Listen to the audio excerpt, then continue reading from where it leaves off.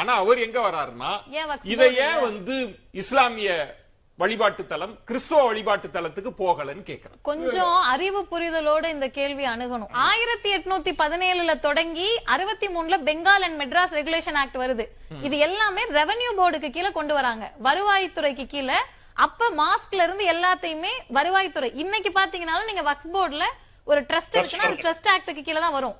இதை இவங்க எந்த இடத்துல திரிக்கிறாங்கன்னு சொன்னீங்கன்னா, மன்னர்கள் கோவிலை கட்டினாங்க, அரசு அப்பனா இன்னைக்கு இருக்கிற மாதிரி அரசு மாதிரி இன்னைக்கு மன்னர்கள் அரசர்கள் கோவிலை கட்டுறாங்க, கோடிக்கணக்கான சொத்து, எனார்மஸ் அமௌண்ட், கணக்கு வழக்கு இல்லாம சொத்துக்கள் இருக்கு.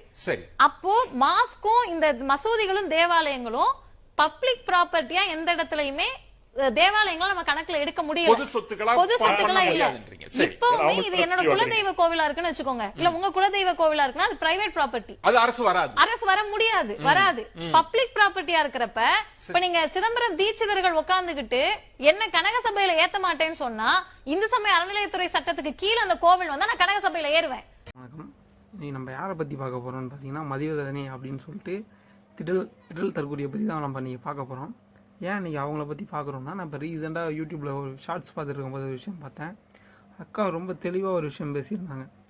என்னன்னா, கோயில் ஏன் ஹிந்து அறநிலையத்துறைன்னு கவர்மெண்ட் வச்சுருக்கு, ஏன் வக்ஃப் போர்டு ஏன் முஸ்லீமோட கோயில் எடுக்கல, ஏன் கிறிஸ்டினோட கோயில் எடுக்கலன்னா, அதெல்லாம் அவங்க காசு போட்டு கட்டுறது, அது ப்ரைவேட் ப்ராப்பர்ட்டியாம். ஹிந்து கோயிலெல்லாம் யார் கட்டினா, அரசர் கட்டினாங்க. அரசர் யார் வரி காசை வச்சு கட்டினார், அவரோட காசை வச்சு கட்டல, மக்களோட காசை வச்சு தான் கட்டினார். ஏன் முஸ்லீம்ஸில் எத்தனையோ இதை யார் கட்டியிருக்காங்கன்னா, இங்கே ஆண்ட திப்பு சுல்தான் இவங்க மாரி இவங்க கோயிலை இடிச்சுட்டு அந்த இடத்துல மசூதி கட்டின வரலாறுலாம் உண்டு. ஏன் அதெல்லாம் எடுக்க மாட்டேங்கிறேன். இப்போ இருக்க சர்ச்சஸ் மேக்ஸிமம் சர்ச்சஸ் யார் கட்டினாங்கன்னா, பிரிட்டிஷ் காலத்தில் கட்டின சர்ச்சஸும் இன்னைக்கு இருக்கு. இன்னொன்று அந்த அக்கா சொன்னாங்க, எனக்கு சிரிப்பாக வருது. ஹிந்து கோயில்லையுமே பொது கோயிலை மட்டும்தான் எடுத்துருக்காங்களா, யாரோட குலதெய்வம் கோயிலையும் எடுக்கலாம். இத்தனைக்கும் நான் மால்வா, இங்கே மால்வா நிறைய பேருக்கு தெரியும். பூமிபாலன் கோயிலை கவர்மெண்ட் டேக் ஓவர் பண்ணி வச்சிருக்கு. பூமிபாலன் கோயில் பொது கோயில் கிடையாது, அது குலதெய்வம் கோயில் தான். அதில் குலதெய்வமாக கும்பிட்றவங்க தான். அதை டேக் ஓவர் பண்ணி வச்சிருக்கு. சரி, டேக் ஓவர் பண்ணி வச்சிருக்கு. கவர்மெண்ட் இது வரைக்கும் டேக் ஓவர் பண்ணதில் எத்தனை கோயிலுக்கு நல்லது செஞ்சுருக்காங்கன்னு சொல்லி சொல்லுங்கள். இதே எனக்கு தெரிஞ்ச குளத்தூர், எங்கள் ஊர் பக்கத்தில் குளத்தூர்னு ஒரு ஊர் இருக்குது, கொலக்கானத்தன்னு ஒரு ஊர் இருக்குது. எனக்கு தெரிஞ்ச அந்த ஊரில் இருக்க 2 சிவன் கோயிலும் கிட்டத்தட்ட ஒரு 1000 வருஷத்துக்கு மேலே பழமையான கோயிலாக இருக்கும். குளத்தூர் சிவன் கோயிலில் சில திருடு போய் கிட்டத்தட்ட ஒரு 30 வருஷமாக கேஸ் நடந்துக்கிட்டு இருக்கு. கேஸ் எங்கே நடந்துக்கிட்டு இருக்குது, கும்பகோணத்தில் இருக்க ஒரு கோர்ட்டில் நடந்துக்கிட்டு இருக்குது. சிலை எல்லாம் அங்கே தான் இருக்குது. இவங்களும் போய் சாட்சி சொல்லிக்கிட்டு இருக்காங்க. இன்னும் அந்த கேஸ் முடியல. தலையிட்டு முடிக்க வேண்டியதானே, ஏன் அதை முடிக்கவே மாட்டேங்கிறாங்க. இன்னொரு விஷயம், அந்த கோயிலை பாருங்கள், அங்கே இருக்க பெருமாள் கோயிலோ அங்கே இருக்க இது சிவன் கோயிலையோ பாருங்கள், அங்கே அதுக்கு சொத்து இருந்துச்சு. கிட்டத்தட்ட இப்போ குளத்தூரில் இருக்க சிவன் கோயிலுக்கு 400 ஏக்கர் சொத்து இருந்துச்சு. கொல்லை மட்டுமே 400 ஏக்கர் இருந்துச்சு. இன்றைக்கி வெறும் எவ்வளோ இருக்குன்னே தெரியல. 400 ஏக்கர் கிடையாது அந்த கோயிலுக்கு. இப்போ எப்போ இதெல்லாம் குறைய ஆரம்பிச்சது அப்படின்னா, எப்போ திமுகவும் அதிமுகவும் ஆட்சிக்கு வந்தானுங்களோ அவனுங்களுக்கு கீழே இருக்கவனுங்க கொள்ளையடிக்க ஆரம்பிச்சிட்டானுங்க. கோயில் சொத்து எல்லாத்தையும் கொள்ளையடிச்சானுங்க. கோயில் சொத்து ஒவ்வொன்றையும் அவங்களோட சொந்தக்காரங்க பேருக்கு அதுக்கும் மாற்றிக்கிட்டே போயிட்டானுங்க. இன்றைக்கி அதுக்கான இதுவே இல்லை. கோயில் இங்கே இருக்க கோயிலில் நான் காட்டுறேன், வேணா உங்களுக்கு வீடியோ ப்ரூஃப் எடுத்து வீடியோவோட அட்டாச் பண்ணாலும் அட்டாச் பண்ணி போடுறேன். யாராவதுனாலும் கேளுங்க.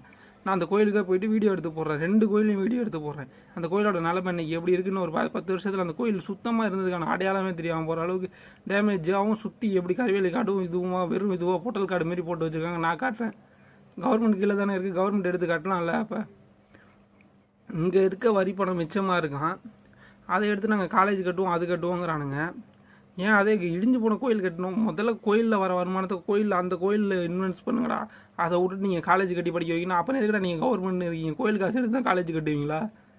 முட்டா பீஸ் மாரி அப்படியே பேசினோடனே அவன் படிப்பு தான் முக்கியம், கோயில் எதுக்கு, பாத்ரூம்.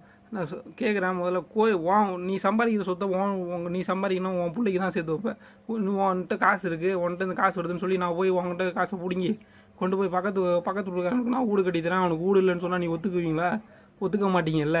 அதை முதல்ல யோசிங்கடா. அதை விட்டுட்டு கோயில் காசு எடுத்து காலேஜ் கட்டினா அது காலேஜ் தானே கட்டுறாங்க. அதேமாரி கேட்குற, முதல்ல லோயலோ காலேஜ் 99 வருஷம் லீஸ் போனாங்க, லீஸ் முடிஞ்சு போச்சு. தமிழ்நாடு கவர்மெண்ட் கேஸ் போடணும் இல்லையா? ஏன் கேஸ் போடவே இல்லை?